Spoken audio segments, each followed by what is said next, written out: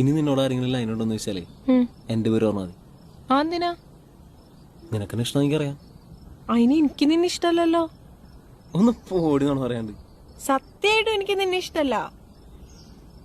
ആണോ? എന്ന് ഞാൻ ഒരു കാര്യം പറയട്ടെ,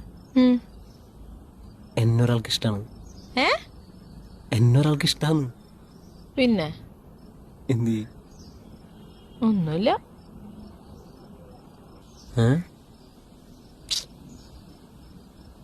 നിനക്ക് നീ കുഴപ്പമുണ്ടോ?